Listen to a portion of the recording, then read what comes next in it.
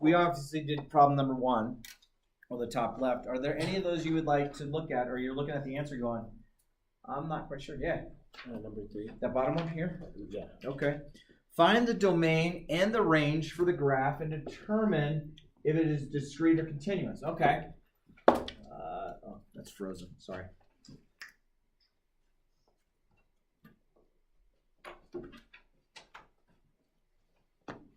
Okay. So it's a parabola kind of like this, right? Kind of looks about what the graph is. Okay. So the domain, we're going to look at this. If I were to go forever this way, does the graph keep going? Yes. Okay. If I go forever this way, does the graph keep going? So the domain's going to go forever in both directions. Okay. Meaning, like, if I plug an x value, and I could take an x value way out here, like negative, I don't know, we're like negative 80-ish right here, right? If I plug that into what the answer was, I get a y value out. Cool? Yeah. Okay. And then the range is kind of your elevator. So if I'm coming from way down below the ground, and I'm get on this elevator, and I can see out this way and this way. If I'm way down here in this elevator, and I'm looking out that way or that way, can I see this graph right now? Tell me when I can start seeing the graph. No. But I'm only able to look out that way and that way. Oh. No. No. So right at that point, right there, right? Right there? Does that make sense? Okay, so where am I starting to see right there? I'm starting to see the graph happening at 0 because it kissed it at 0, so it's going to be a square bracket. And then it's going to go forever up. Okay? And then determine if the graph is discrete or continuous. Did you see me have to lift my pencil up when I drew this graph? Or can I draw the whole thing? I mean, the arrows on the end don't really mean it's the graph. But was this one continuous motion? Yes. So what do you think it is? Continuous. Now, if it was like this, I would have had to pick my pencil up, right? That would be discrete. Cool. Anything else from that front page that you're not sure about why the answer worked the way it did? Yeah. The fourth one? So find the domain, the range of the graph, is the one with all the dots on it? All right. All right, let's take a look. Looks like 1, 3. And then -2, -1. And then 2 right there. And that's 1, 2, 3. 1, 2, 3. Okay. So they want us to find the domain and the range for the graph and determine if it's discrete or continuous. Well, let's do the discrete or continuous right now. Do I have to pick up my pencil to get it to each point? Yeah. Yes. Yep. So it's Discrete. discrete. Cool. And then as far as the domain goes and the range go, first off, you have to make those fancy brackets if you don't know how. Don't worry. All right, so what is this x value right here? -2. -2, okay? And so I'm starting from the left, and I'm going to get here. What's that x value right here? +3. -1, right? Oh. Looking at the x value. And what's this x value down here? 0. 0. I got the hiccup stuck on it. And then what's this x value? 3. So notice how I went from left to right. Agree? So now I'm going to go for the range bottom to top. So what is this y value down here? -2. -2. Awesome. What is this y value right here? -1. -1. What is this y value here? 0. 0. I love it. And what is this y value here? +3. +3. Now, I went from left to right, from bottom to top. -2, -2 is not a point up here. Agreed? But I went from left to right to do the domain, and I went from bottom to top to do the range. So these points, these values here and here, and here and here, and here and here, don't necessarily refer to points on your graph, because your domain, you're listening, here's my domain, and from least to greatest. And here's my range from least to greatest. when you're doing a numeric value. Okay? Does that make sense how I said that? And that gets goofy sometimes in the head, like, wait a minute. But do we feel good about all the rest? Are you okay with that second problem, 5 over x plus y equals negative 7? Are you okay that that's not linear? And what sticks out on that one? Let's just even talk about it. 5 over x, is that what it was? 5 over x plus y. So what makes this non-linear? Because I will tell you that if you had this is linear. This is not. Yes? No. Why? What sticks out? Yeah. Because the variable's the denominator. Yeah, that's exactly right. You have something. So that actually creates something called an asymptote. And an asymptote is like this fancy word in math, which means if you are drawing a picture, in order to draw your entire picture, you would have to pick your pencil up to keep drawing it. Okay?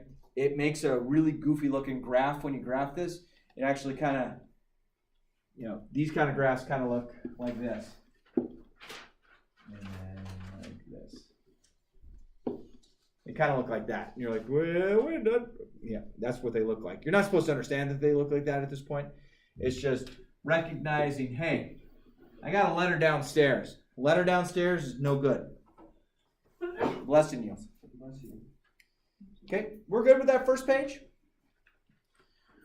So if I were, like right now, to say, here's these 4 problems that came from this first page. You feel good about it?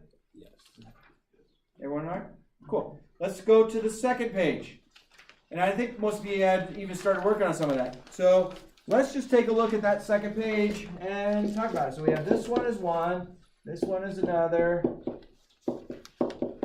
This is evaluate when I have x equals negative 1, and then I have g at x equals negative 2x minus 4.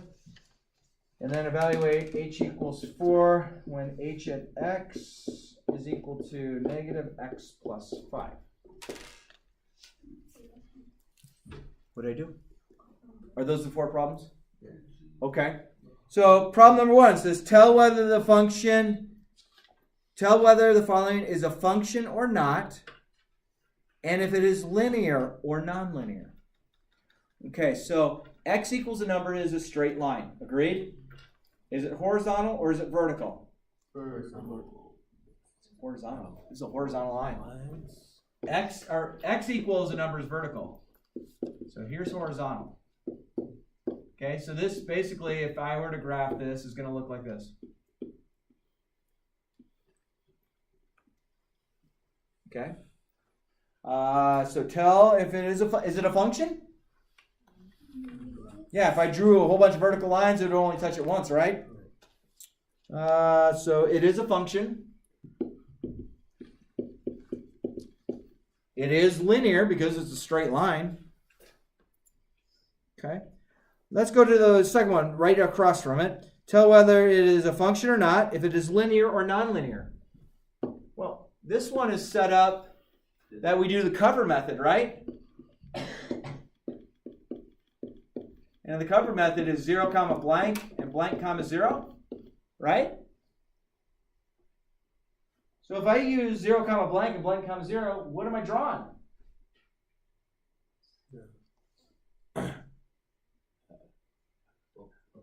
A point. Well, this is 1 point, and this will be another point. So what basically my cover method's finding, if I cover, let's see, cover that, I get negative 2, so 0, negative 2. And this one is a y value, so that gives me 5. So what do I do once I find those 2 points? Connect the dots and keep it going. So what did I just draw? A straight line. Straight line. So is it linear? Yes. Yeah. I've had classes where it's like, is it linear? No. I said it's your straight line, but it's not linear. Yay. Not you guys. You guys are awesome. All right. What else did it ask for? Is it a function? Yeah. Yes. Absolutely.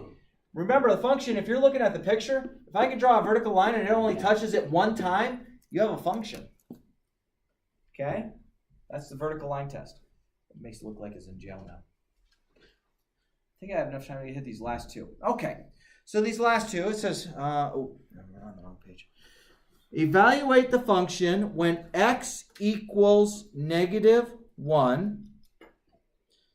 And then we want g at x. So what do you think I'm going to do with, what do I do with that? What do you think? Yeah, go ahead. Start your point. Do what? Start your point. Yeah, so where am I going to plug this in? -1. Where am I going to plug this in? What do I know? Oh, X is equal to. So you can go right there. So you get -2 comma -1 minus 4. Do your math. Negative times negative is positive. 2 times 1 is 2. 2 minus 4 is -2. Sweet, that's all it is.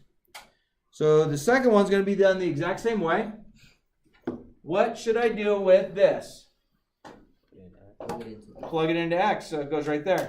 So I get absolute value of negative, because that negative's got to come along. Then a 4 plus 5 is 1. So it's just 1. So I get absolute value of 1. What's the absolute value of 1? 1. Done. Okay, so guys and girls, I'm going to leave this up to you, because I want us to do really well on this test. I really do. I want us to be like, dude, everyone's grade came up. People are high-fiving each other. We're eating cupcakes. I don't know if we're eating cupcakes. So I would say an honest, legitimate thing to work on is you see how I have each of these pages labeled? I would say do C and D tonight. So first thing tomorrow, we can jump right in and go over them. And then we'll finish up tomorrow E and F during class. And I think I might be able to get you your take-home test tomorrow. Would it be better for it to come tomorrow, or do you want a Friday where you have the weekend? Friday. Okay, I'll give it to you Friday. Tomorrow. Tomorrow? Okay.